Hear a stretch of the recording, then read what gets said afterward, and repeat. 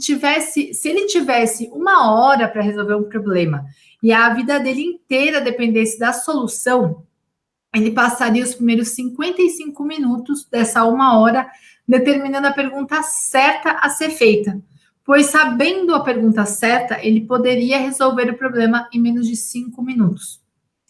O que ele quer dizer com isso, né, com essa frase? Por vezes a gente fica tão focado em responder, em buscar a solução de um problema. Isso a gente pode até, por vezes, ver, né, dentro de empresas. A gente fica tão focado, eu quero resolver o problema em si, que não entende o objetivo, o porquê daquela questão. Então, quando a gente faz uma pergunta bem feita, né, pensando assim, qual pergunta eu posso fazer nesse momento que vai fazer a pessoa pensar? Pode ajudar muito mais ela já dar esse clique. E aí eu separei algumas perguntas só para dar de exemplo e depois eu vou entrar num outro assunto com vocês que vai ajudar nessa questão das questões. Então, tem alguns exemplos que eu utilizo no processo de coaching, que nem eu comentei, né? O que você pensa sobre isso? Ou o que você pode fazer numa próxima oportunidade? Quando a pessoa, por exemplo, traz um problema que ela travou ou ela não reagiu da maneira que ela gostaria. Eu gosto de fazer essa pergunta. Numa situação semelhante, o que você poderia fazer? Ou qual é a grande lição que você pode extrair desse acontecimento? E aí, eu queria trazer uma reflexão para vocês. Se vocês chegassem direto para o mentorado e jogassem essa pergunta, logo no começo da conversa entre vocês, fazer o que você pensa sobre isso? Ou quando você vai começar a mudar? Jogar essa pergunta poderosa logo de cara, como que seria a reação dele? Vocês acham que ele ia conseguir responder logo de cara? Ou ele ia, talvez, travar? Provavelmente, isso eu percebo muito nos meus atendimentos, as pessoas, elas precisam de um envolvimento. É que nem, vamos pensar que é que nem um relacionamento. Você não chega já no primeiro encontro pedindo a pessoa em casamento. Você primeiro vai conhecer, você vai envolver a pessoa, vocês vão se conhecer melhor, para ir realmente para a pergunta importante. Isso acontece também em mentoria, em coaching, todo o processo de treinamento e desenvolvimento tem esse processo. E aí eu separei uma ferramenta que quando eu falei para a Tícia falou assim, como que vai funcionar isso exatamente? Como que você vai querer encaixar? Porque isso faz sentido. E vocês vão ver que ajuda muito, que é o sociodrama. Pode ser que muitos de vocês não tenham ouvido falar nisso, que o sociodrama ele é uma linha dentro da psicologia, dentro do psicodrama, que ele é um trabalho de educação e desenvolvimento. Por que eu resolvi trazer isso para vocês no sociodrama? Porque quando a gente faz a pergunta certa no momento errado, é capaz do mentorado se fechar para você, do mentorado não querer responder, de ele falar, opa, peraí, essa pessoa está sendo muito entrona na minha vida. Quem que é ela para me perguntar esse tipo de coisa? E o sociodrama ajuda a criar esse vínculo, a criar aí aos pouquinhos, fazendo realmente esse vínculo com a pessoa para você, no momento certo, conseguir encaixar. E aí, ele é dividido em 5 etapas, esse trabalho do sociodrama. A primeira etapa é do aquecimento inespecífico. Eu vou falar as 5 etapas, depois eu vou entrar em cada uma, tá bom? Então, o primeiro é o aquecimento inespecífico. O segundo é o aquecimento específico. O terceiro é a dramatização. O quarto é o compartilhamento. E o 5 é o processamento. Então, vamos lá. O que é o aquecimento inespecífico? A primeira fase do sociodrama. É como se fosse o quebra-gelo. É aquela conversa leve, sabe, que a gente tem? Não sei se vocês já participaram em treinamento na empresa de vocês, que tem essa fase do quebra-gelo, que às vezes o treinador pergunta, aproveita para se apresentar, quem que é você, há quanto tempo vocês estão na empresa, que área vocês trabalham. Isso é um tipo de aquecimento inespecífico. E aí vocês podem utilizar esse tipo de aquecimento na hora que vocês estiverem fazendo essa conversa com o mentorado. E aí você pode perguntar como é que foi essas últimas semanas, desde o nosso último encontro, ou se é a primeira vez que você está conhecendo o mentorado, pergunta para ele qual que é o hobby dele, o que ele gosta de fazer, o que ele faz no tempo livre dele, porque é interessante a gente conhecer um pouco além, às vezes, daquele momento carreira, momento profissional do mentorado. A pessoa, todos nós não somos apenas uma carreira que a gente quer seguir, a gente é muito além disso. E aí vocês podem utilizar o momento do aquecimento em específico para ter essa conversa leve, de perguntar para ela, o que você gosta de fazer? Você tem irmãos? Perguntar se ela pratica um esporte, e aí vocês podem ter essas ideias de perguntas mais leves, que é para começar a ter esse vínculo, criar esse vínculo com a pessoa. É até nesse momento que você percebe se vocês têm alguma coisa em comum. Que tipo de filme você vê, que tipo de música você ouve, e aí você vai criando esse relacionamento com o mentorado. Para aí, né, depois que você fez esse quebra-gelo, que você perguntou como foram as últimas semanas dele, por exemplo, ou perguntar de questões pessoais dele, você vai para a segunda etapa, que é o aquecimento específico. Eu imagino que vocês, quando já vão para a conversa com o mentorado, vocês já têm em mente algum assunto que vocês querem tratar naquela conversa. Se vocês vão perguntar a questão de que carreira ele quer seguir, ou que faculdade ele está pensando em fazer, assim, a faculdade, eu digo, a universidade em si, ou se só me relembra, eles também falam com pessoas que estão no ensino médio, certo? Também? Sim. A gente tem aqui o Lucas, alguns dos mentores aqui trabalham com o pessoal do primeiro ano do ensino médio. Tá bom. Então, só um ponto. Samuel, eu tenho escrito num Word tudo isso que eu estou falando. Se depois vocês quiserem, eu compartilho com a Tice e a gente pensa em criar um PDF. Só não está muito organizado, está um pouco bagunçado Mas meu pode Word. passar para mim, a gente dá um jeitinho aqui. Sim. Tá bom, tá. E aí vocês perguntam para ele.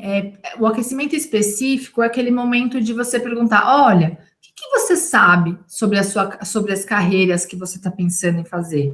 É aquele momento de você explicar o tema que vai ser daquela conversa e perguntar o que o mentorado sabe sobre o assunto. É aquele momento que você ainda não vai aprofundar, mas você quer saber o que ele já sabe sobre aquele tópico. Então, o que você sabe sobre a carreira que você quer fazer, sobre a universidade, sobre a faculdade em si? Agora, se alguém tiver algum exemplo do mentorado do ensino médio, também pode trazer de assuntos que vocês comentam, que vocês tratam nessas conversas. Mas vocês vão explorar vocês vão introduzir o assunto nesse aquecimento específico, sem aprofundar ainda. Alguma dúvida até agora? Acho que não, né? Tá bom. Aí a terceira etapa é da dramatização, que aí você realmente entra no assunto que você quer fazer, que aí você vai realmente aplicar a técnica, a estratégia que você trouxe, a ferramenta que você separou para aplicar com o mentorado naquela conversa. E aí você vai estimular realmente que ele exponha os pensamentos, os sentimentos. Não sei se vocês às vezes utilizam técnicas que vai muito mais para a emoção, em vez de ficar só falando de carreira ou muito pelo lado racional. Pode ser que vocês tenham ferramentas que vai mais para o lado do sentimento. Então, a dramatização é o momento realmente de aplicar a ferramenta ou entrar no assunto que vocês separaram para aquela conversa. Tá bom? E aí, depois que vocês percorreram, fizeram toda a ferramenta juntos, conversaram, vai para as duas últimas etapas, que elas são feitas, elas estão separadas, mas na prática elas meio que acabam sendo juntas. Então, é o compartilhamento e o processamento. Então, o que o mentorado aprendeu com aquela conversa? O que ele aprendeu com aquela ferramenta que você trouxe para ele? Como que foi a experiência? E aí, como que ele pode aplicar aquilo que você ensinou para ele no dia a dia dele? Ou que mudança ele pode ter por exemplo, imagina que ele está tendo um comportamento X e ele se deu conta na conversa de vocês que seria interessante mudar o comportamento ou a atitude que ele está tendo. Nesse momento da etapa do compartilhamento e processamento, é o momento que você vai perguntar qual atitude, por exemplo, você pode já ter amanhã para mudar esse comportamento que você tem tendo, que você percebeu que você quer mudar. É nesse último momento. É como se fosse, vocês vão organizar tudo que vocês conversaram juntos ao longo da conversa e criar um plano de ação. Né? Como que você pode colocar na prática essa ferramenta que eu te ensinei? E aí, por que eu trouxe, né, todo o sociodrama? Porque é nesse momento que você vai criar esse vínculo de você percorrendo etapa por etapa, fazer o aquecimento, perguntar o que ele sabe. E aí as perguntas poderosas, elas entram normalmente nas 3 últimas etapas, ou na dramatização, ou quando você está fechando, que é, por exemplo, essa pergunta, o que você pode já fazer amanhã para mudar esse insight que você teve, ou para aplicar esse ponto no seu dia a dia. Vocês percebem que com essas etapas fica muito mais fluido a gente inserir a pergunta poderosa, em vez de simplesmente chegar no começo da conversa já, pá! Faz sentido isso? Faz. Em relação ao sociodrama em geral, essas 5 etapas, ficou alguma dúvida do que é cada uma? Ficou muito corrido? Ficou muito nebuloso?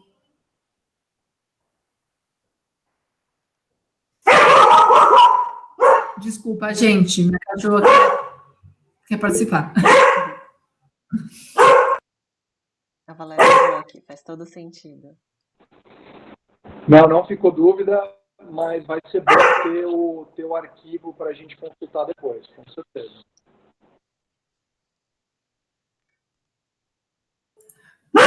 Lucas, desculpa, você pode repetir, porque a Artemis está aqui animada. Não consegui ouvir. Eu falei que não ficou dúvida, mas vai ser bom ter o arquivo para a gente consultar depois. Tá bom, tá. É isso que eu comentei. Eu fui pensando no que eu queria trazer, tá tudo no Word, aí eu vou passar para a Ti se a gente organiza isso direitinho para mandar para vocês. Tá tudo organizado. E aí, o que eu separei? Né, já que fez tudo. Não precisa estar organizado, sem problema. Tá bom. Isso mesmo, Valéria, fica mais estruturada realmente a conversa. Acho que vou dividir depois com a Tice, e aí vocês vão ter esse guia, vai ficar bem legal. E aí, o que eu separei? Eu separei algumas perguntas, porque as perguntas poderosas, elas têm algumas, como se fossem categorias, né? Mais categoria de semântica, por assim dizer, porque tem perguntas que começam com como, outras o quê, outras começam com qual ou quando, e onde, porque é realmente mais semântica. E eu separei algumas perguntas para mostrar para vocês.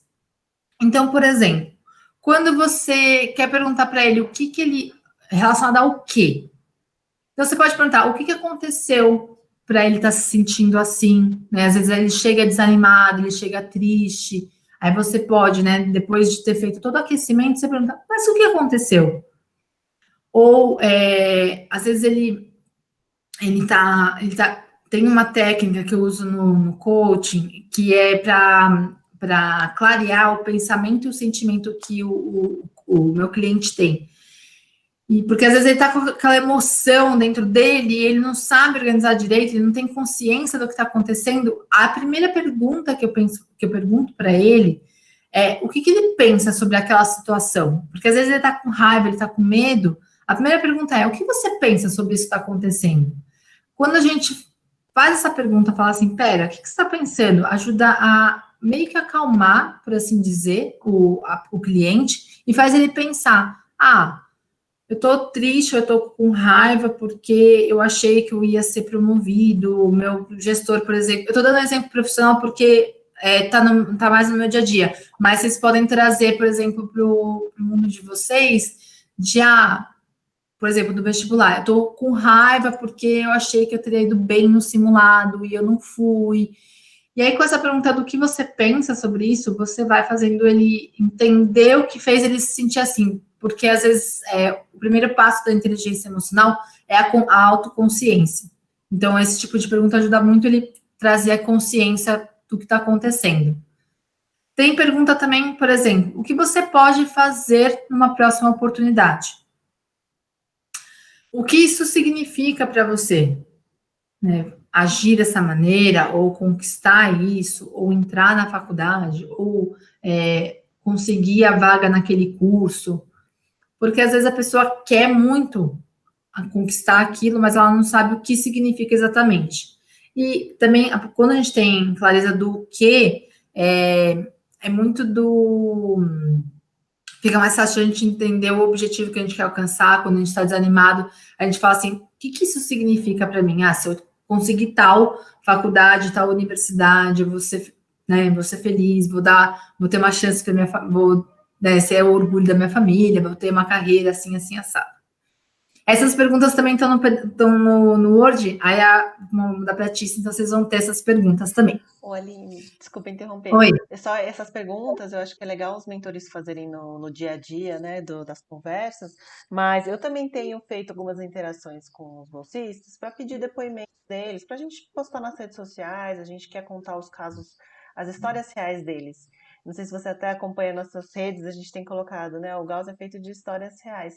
E aí eu acho que é muito legal isso daí, que até eu vou poder usar para perguntar para eles, para ajudar a eles clarearem essa visão no sentido mais amplo mesmo do que isso vai significar, essa transformação na sua vida, né?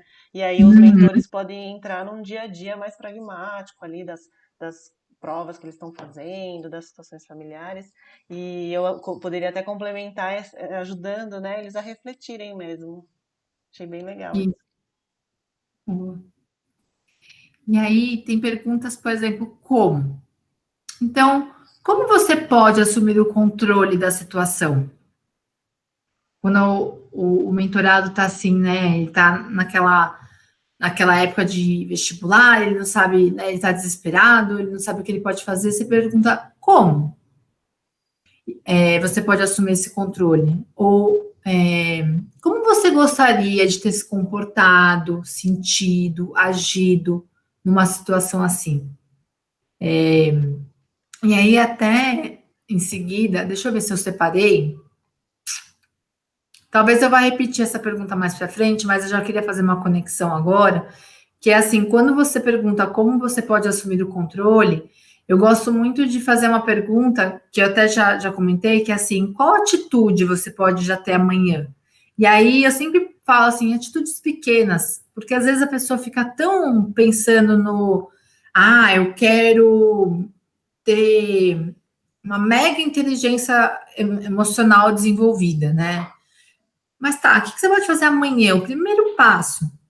Porque às vezes ela fica tão olhando, eu faço essa imagem para as minhas clientes e ajuda muito.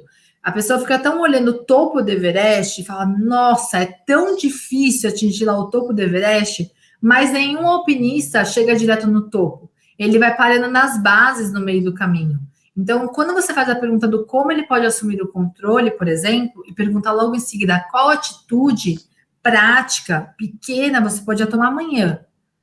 Ele fala, tá, pera, não é tão desafiador assim.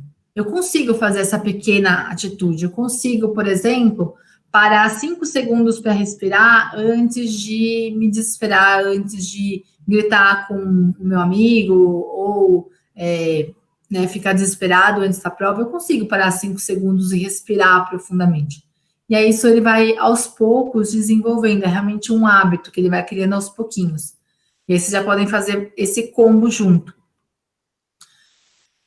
E aí, né, já pegando o link da qual atitude, né? Você pode perguntar, por exemplo, para ele: qual que seria uma nova possibilidade?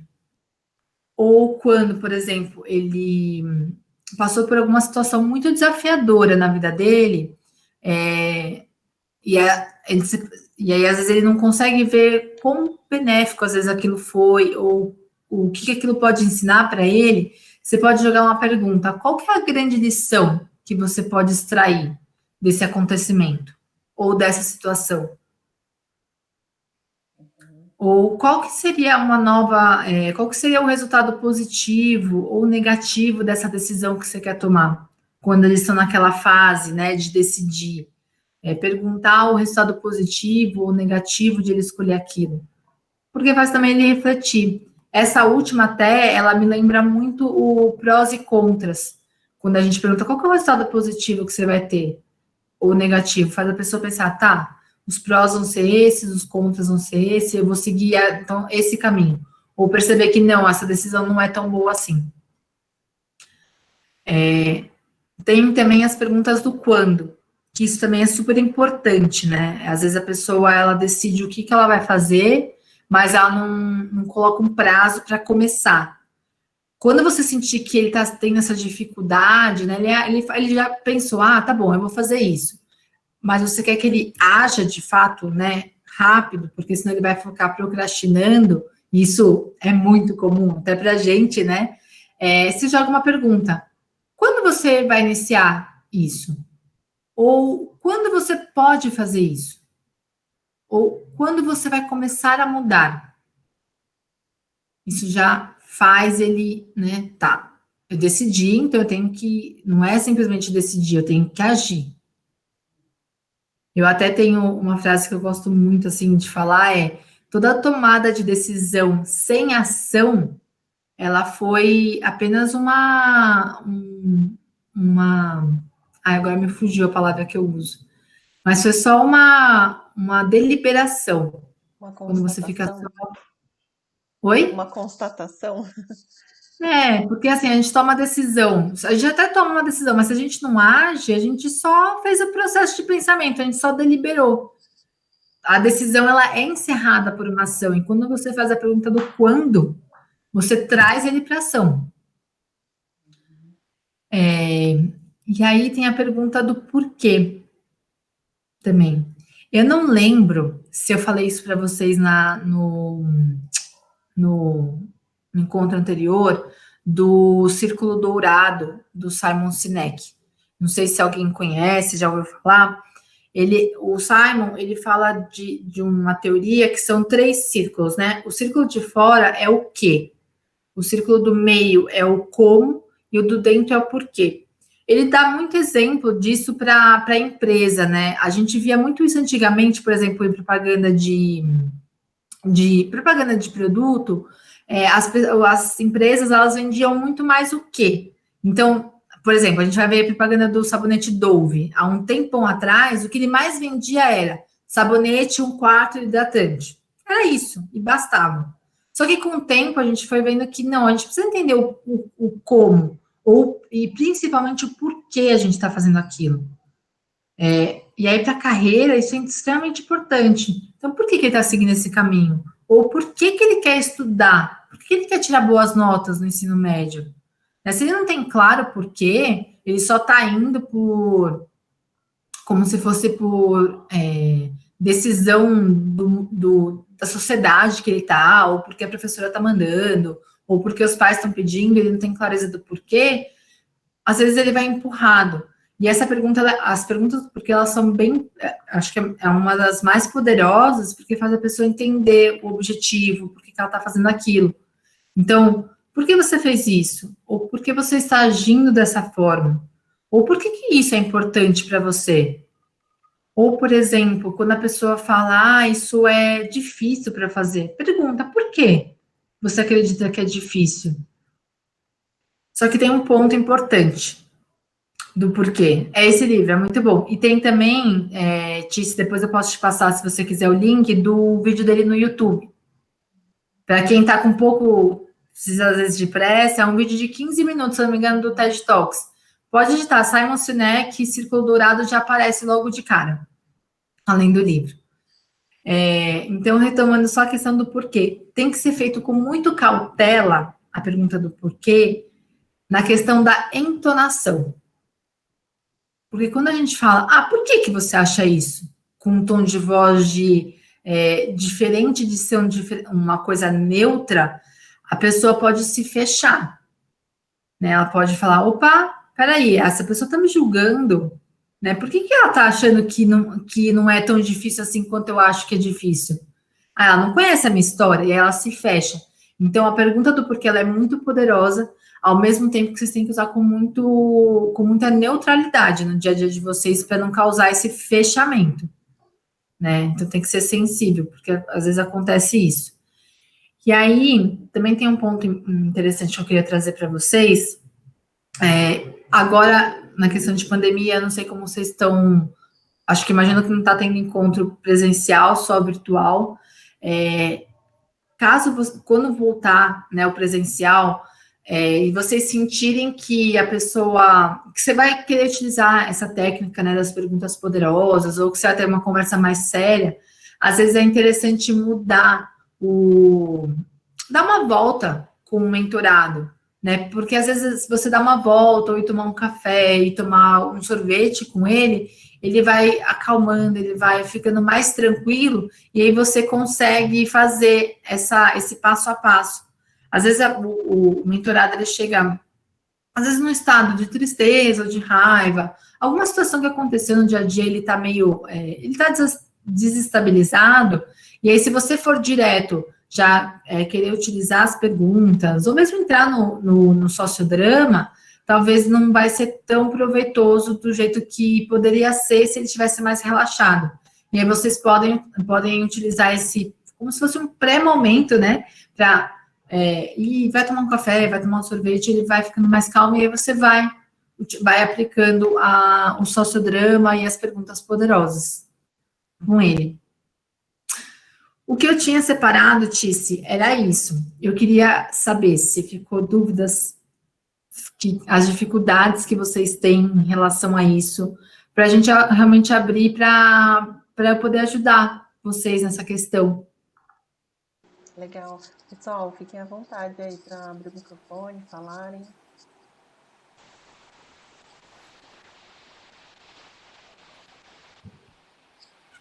Oi, Aline, eu queria fazer uma pergunta.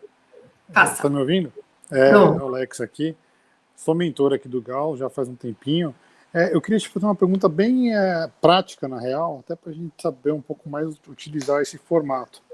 Eu estava com um mentorado nesse ano, que era uma pessoa que estava com uma ideia, usando o conceito aqui do Machado de Assis, uma ideia fixa. E isso daí era muito pesado para ele. Então, na cabeça dele era, vou fazer medicina na Pinheiros ou nada.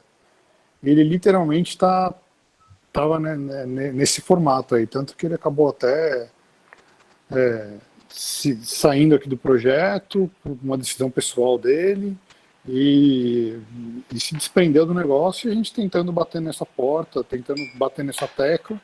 Acabei interagindo um pouco depois com ele, e o comportamento, o jeito dele de pensar, super fechado. Então, não sei, talvez queria utilizar, não sei se é esse negócio do círculo dourado, mas usar alguma tática para abrir um pouco, entrar um pouco na cabeça dele e ajudar a quebrar essa ideia fechada, essa ideia fixa dele. Como você abordaria isso com a pessoa na interação dele? Porque, sei lá, contextualizando aqui, eu não acho que é impossível, eu acho que é uma questão de metodologia e de jeito, mas quando a gente interagia com ele, tinha uma dureza assim, enorme para esses pontos. Ouvia de fato, mas sumariamente cagava para qualquer conselho que fosse algo diferente disso. Então, é triste até, eu acho, da pessoa estar nessa daí, mas e não conseguir superar, até cada um aqui sabe os seus próprios pontos duros, ideias fixas, mas como você entraria para destravar um pouco isso, vamos colocar assim? Então, eu vou te dar um exemplo. eu não trabalho no meu dia a dia com pré-universitários, né? Então eu vou usar o exemplo de pessoas que já estão no mercado de trabalho, Alex. Uhum. Eu vejo muito semelhante esse caso com pessoas que estão fazendo concurso público. Demora anos, né? Às vezes a pessoa não vai passar de primeira, raramente a pessoa passa de primeira em concurso, né? É realmente uma batalha que a pessoa tem que fazer. O que normalmente eu só trago para a pessoa, se a pessoa ela sabe o porquê ela quer fazer o concurso, pode ser, a gente também, deixa eu só voltar antes, né? A gente tem que saber separar que às vezes a gente tem uma opinião sobre isso, de falar, poxa, a pessoa às vezes tem que ser mais flexível, mas cada um tem um jeito. Então, se ele quer muito a medicina em Pinheiros, assim como uma pessoa quer muito o concurso, a gente não pode ficar falando, olha, né? E eu imagino que esse foi o caso que você fez, de não ficar falando, olha, não dá para passar, ou é muito difícil.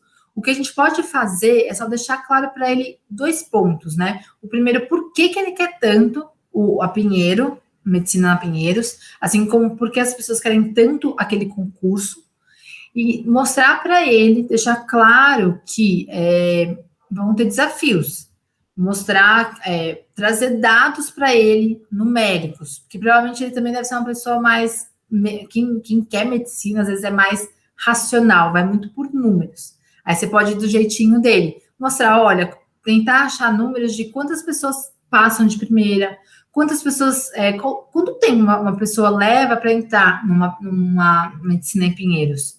Só traga esses dados para ele, e ele tendo claro o porquê dele, e isso, ele vai, talvez ele entenda, poxa, pera, eu quero muito medicina, quero muito também Pinheiros, mas acho que talvez o que eu mais quero é medicina. E aí, poxa, eu posso demorar 5 anos. Será que eu quero esperar 5 anos?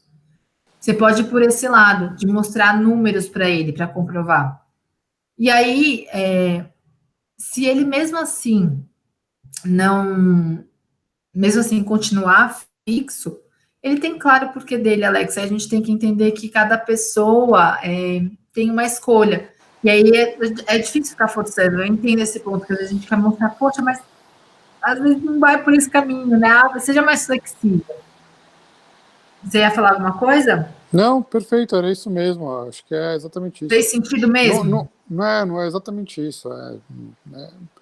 Eventualmente também é saber que é um problema que não tem solução, o cara não está disposto a abrir o olho e não quer achar um caminho intermediário, não é assim, claramente o discurso não foi, cara, esquece Pinheiros, você nunca vai passar lá, claramente não foi isso, foi, tá, beleza, passa lá, mas passa em outra também, para ter um backup, e porra, era nesse nível de resistência, assim, então é um negócio que francamente me surpreendeu, assim, até eu achei curioso isso, tipo não, ou é isso, ou eu não vou fazer faculdade, então, tipo, sem afirmar com essas palavras, mas você tem que colocar e a pessoa tem que saber o que ela quer, de fato, tem uma questão aqui de responsabilidade e de maturidade de cada um ser dono das próprias ações e responsabilidade também, né?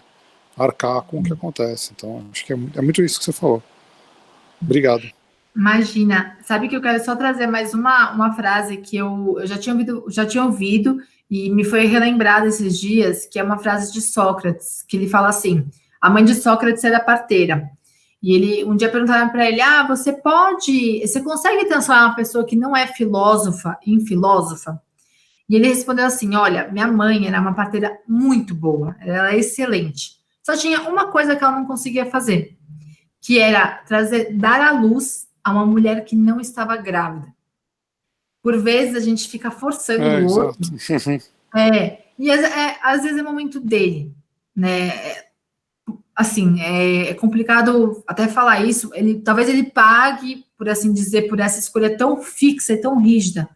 Mas a gente também ficar, né, batendo, martelando, pode ser complicado, porque ele pode se afastar, a gente pode não conseguir ficar por perto, e às vezes até pode, na verdade, ficar mais resistente ainda, né? Tem vezes que Não sei se vocês já passaram por isso. Às vezes a gente vai, né, querer ajudar uma pessoa, querer dar sugestões, e quanto mais a gente fala, mais ela vai se fechando e mais ela vai ficando rígida.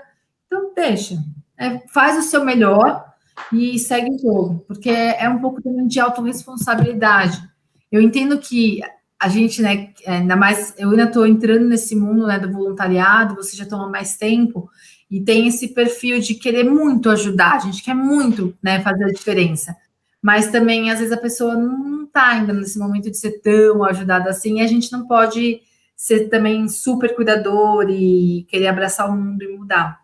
Não sei se faz sentido esse ponto meu. Não, faz, perfeito, exatamente Gente, isso. e exatamente sobre isso, gente, acho que um dos aprimoramentos aí que eu estou querendo trazer para o Gauss é no nosso processo seletivo, a gente vai ter uma avaliação de mindset, que é esse modelo mental, né? Tem até uma bibliografia que traz sobre pessoas que Excelente que têm você... mindset fixo versus um mindset de crescimento.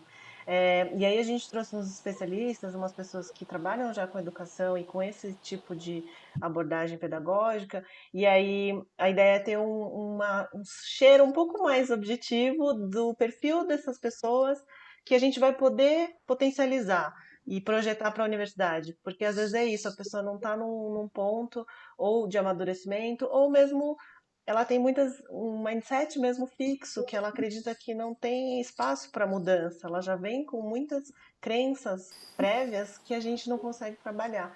Então, acho que isso vai ser uma coisa que a gente está querendo agregar aqui para o futuro, para realmente tentar pegar pessoas que querem ser ajudadas e que vão poder transformar a vida delas por meio do Gauss. Nossa, excelente iniciativa, viu, Tice? Até aplaudir isso daí, porque acho que é um ponto aqui do Gauss que é um aprendizado nosso, né? O pessoal coloca muito como sonho e acaba a turma virando uma coisa utópica e abraçando uma coisa utópica.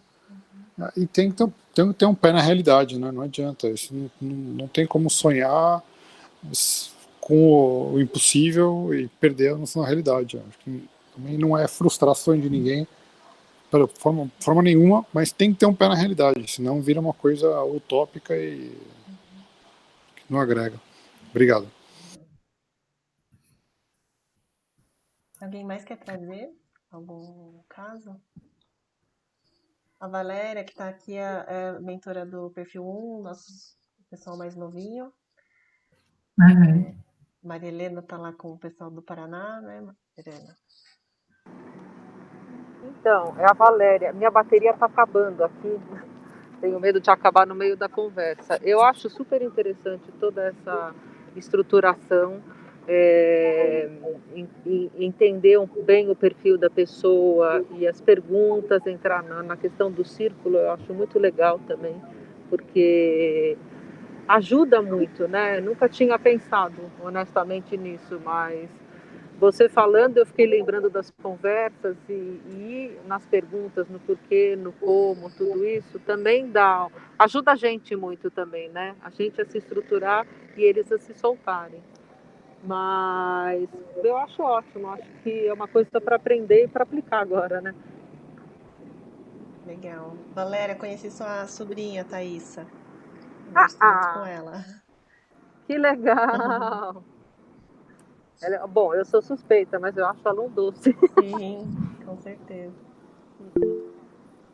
E ela faz um trabalho bonito também em ONG, né? Sim, sim. Ela tá lá na Vagalume. Tá na Vagalume. Eu acabei de mandar o link do TED do Simon para quem quiser assistir também. Tá? Super obrigada. Imagina. Maria Helena, Recomendo super. desculpa, Pode eu falar. queria saber como é que tá lá no Paraná, o pessoal. A gente começou esse no meio do ano, a turma entrou no meio do ano, então também acho que os desafios são um pouco até maiores, não? Eu acho que, assim, para mim, pessoalmente, né, é a primeira vez que eu estou trabalhando com mentoria, né? E, assim, eu tomo muito por base, no começo, quando eu comecei a tomar muito por base o que eu fazia com os meus filhos, né? Que é mais ou menos uma relação não igual, mas próxima, assim. Só que daí, ao longo desse processo, a gente foi percebendo, eu converso muito com a Kátia, acho que isso é uma coisa que está fluindo legal, a gente foi percebendo que o conhecimento que a gente tem dos filhos da gente é muito diferente né, de uma pessoa que a gente nem fisicamente ainda nem conhece, então não dava para fazer exatamente a mesma forma ou similar ao que a gente fazia com os nossos filhos. Então, tentar entender a maneira com que ela funciona, com que a nossa mentoranda funciona, eu acho que foi até agora o maior desafio, porque a partir do momento que a gente está tentando entendê-la, a gente está começando a encaminhar para um lado que a gente acha que é o legal, que é ela ter a consciência de que estudar é uma coisa que é para ela, né?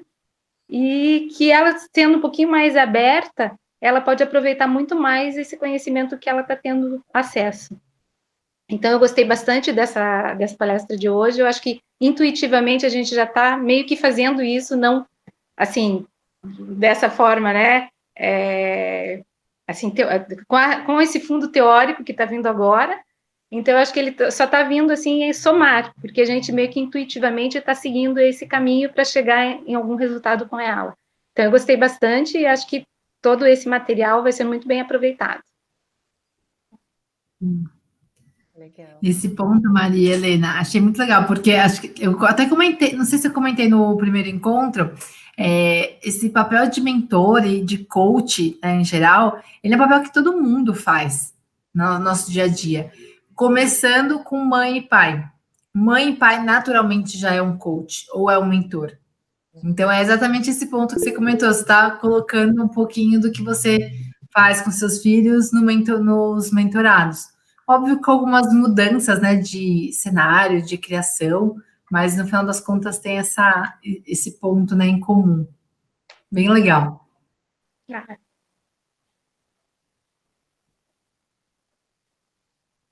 Mais alguém quer falar?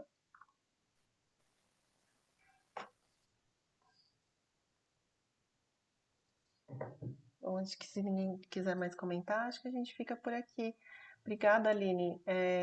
Acho que foi super bom. Me passa esses pontos que eu coloco até no modelinho que a gente tem do Gauss, assim, de layout, e a gente compartilha para ficar registrado e auxiliar eles aí no dia a dia. Tá bom, combinado. Eu que agradeço a oportunidade de novo e a presença de quem pode participar ao vivo. Fiquei super feliz. Obrigada. Eu acho que eu consegui Obrigado, usar pessoal. um outro software para gravar. Eu vou ver se deu certo. E aí depois eu aviso. Tá bom, combinado. Obrigada. Um beijo. Tchau. Obrigada, foi muito, muito proveitoso, tá? Uma Bom boa descanso. semana aí para vocês e até a próxima. Até. Até.